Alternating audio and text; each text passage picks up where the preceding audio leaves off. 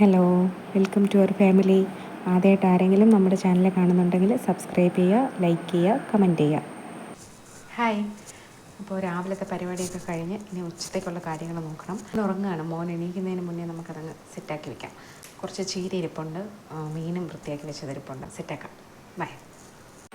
ഇന്ന് കുറച്ച് ലേറ്റായിട്ടാണ് കിച്ചണിലേക്ക് കയറിയത്. രാവിലെ മോന് വാക്സിനൊക്കെ എടുക്കാനുണ്ടായിരുന്നു. അപ്പോൾ അവിടെ പോയി ബ്രേക്ക്ഫാസ്റ്റ് മാത്രം ഉണ്ടാക്കി വെച്ചിട്ടാണ് ഹോസ്പിറ്റലിൽ പോയത്. അപ്പോൾ പിന്നെ വന്നിട്ട് എന്തായാലും ഉച്ചത്തേക്കുള്ളത് ചെയ്യാമെന്ന് വിചാരിച്ചു. ചീര നമ്മുടെ വീടിനടുത്ത് തന്നെ ഉള്ള ചീരയാണ് ഇത്.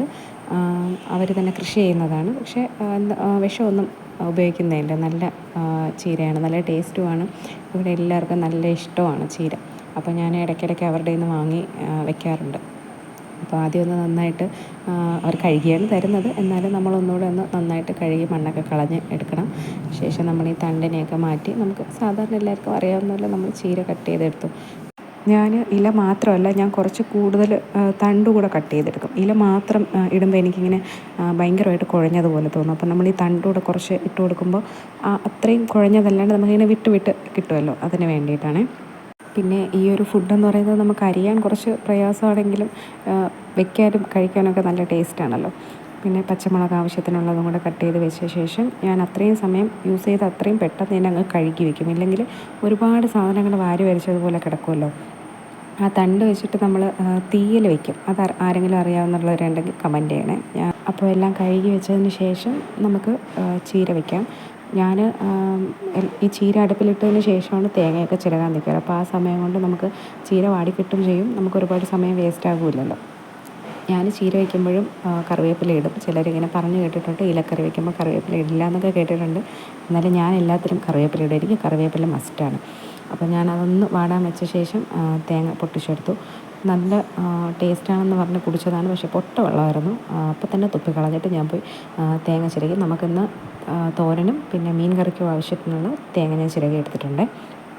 ആദ്യം നമുക്ക് ചീര തോരന് വേണ്ടിയിട്ടുള്ള കൂട്ട് റെഡിയാക്കി വയ്ക്കാം. തേങ്ങ, മഞ്ഞൾപ്പൊടി, ജീരകം, കുറച്ച് മുളക് പൊടി, ഒരു 2-3 അല്ലി വെളുത്തുള്ളി എല്ലാം കൂടി ഇട്ട് ഒന്ന് ക്രഷ് ചെയ്ത്. ഇത് നേരത്തെ തന്നെ വൃത്തിയാക്കി ഫ്രിഡ്ജിൽ വെച്ചിട്ടുണ്ടായിരുന്ന മീനായിരുന്നു. അത് ഞാൻ ഐസ് മാറാൻ വേണ്ടി വെച്ചതായിരുന്നു കേട്ടോ. അപ്പോൾ ഐസൊക്കെ മാറി നമുക്കൊരു 4-5 വെള്ളത്തിൽ കഴുകി അതും കൂടെ മാറ്റി വെച്ച് ഒരു ചട്ടിയിലേക്ക് നമുക്ക് തട്ടി കൊടുക്കാം. അതിലേക്ക് ഒരു ചെറിയൊരു പകുതി തക്കാളി, പിന്നെ പച്ചമുളക് കീറിയത് എല്ലാം കൂടെ ഇട്ടപ്പോൾ സമയത്ത് ഞാൻ ആ കൂട്ട് അരച്ച് ഒന്ന് ക്രഷ് ചെയ്തിട്ട് ഞാൻ അപ്പോൾ തന്നെ ആ ചീരയിൽ ഇട്ട് കൊടുത്തിട്ടുണ്ടായിരുന്നു. ഒന്ന് മൂടി വെച്ചിട്ടുണ്ടായിരുന്നു. അപ്പോൾ അത്രയും ആയപ്പോഴത്തേക്കും നമ്മുടെ ചീര ഏകദേശം റെഡി ആയിട്ടുണ്ട്.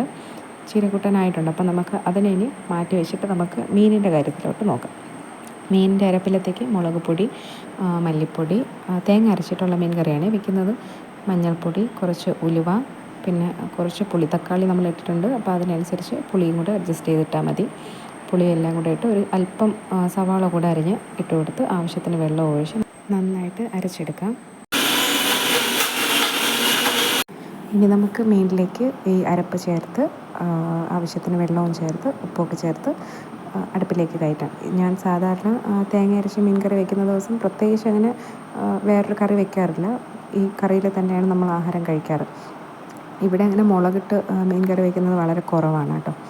ആവശ്യത്തിന് കറിവേപ്പില ഇട്ട് കൊടുത്തു ഇളക്കി നമുക്ക് സെറ്റാക്കി അടുപ്പിലേക്ക് വയ്ക്കാം.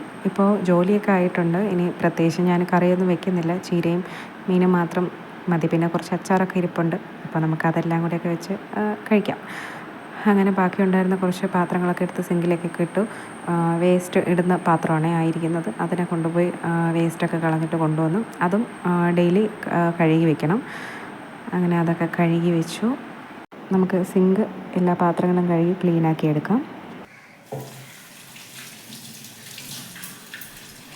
അപ്പോഴേക്കും നമുക്ക് ചോറ് വാർക്കാനുള്ള സമയമായിട്ടുണ്ടായിരുന്നു. ചോറ് ഞാൻ രാവിലെ എഴുന്നേൽക്കുമ്പോൾ ആ സമയത്ത് തന്നെ ഞാനങ്ങ് ഇറക്കി വയ്ക്കാറാണ് പതിവ്. ഹോസ്പിറ്റലിൽ പോകുന്നതിന് മുന്നേ തന്നെ ഇറക്കി വെച്ചിട്ടാണ് പോയത്. അപ്പോൾ നമുക്കിനി അത് വാർത്തെടുക്കാം. ഞാൻ ആദ്യം കുറച്ച് വെള്ളം മാറ്റിയ ശേഷം പിന്നെ വീണ്ടും എടുത്ത് വാർക്കാറാണ് പതിവ്. ഇവിടെ കഞ്ഞിവെള്ളം അങ്ങനെ അധികം യൂസ് ചെയ്യാറില്ല. ആവശ്യമുണ്ടെങ്കിൽ കുറച്ച് വേറൊരു പാത്രത്തിൽ മാറ്റി വയ്ക്കും. ആ സമയപ്പോഴേക്കും നമ്മുടെ മീനൊക്കെ തിളച്ച് എണ്ണയൊക്കെ തെളിഞ്ഞ് വന്നിട്ടുണ്ട്. ഇനി നമുക്കതൊന്ന് ചുറ്റിട്ട് എടുത്ത ശേഷം നമുക്ക് അതിനെ ഇറക്കി വയ്ക്കാം. ഇനിയൊന്ന് സ്ലാബ് ക്ലീൻ ചെയ്യുക.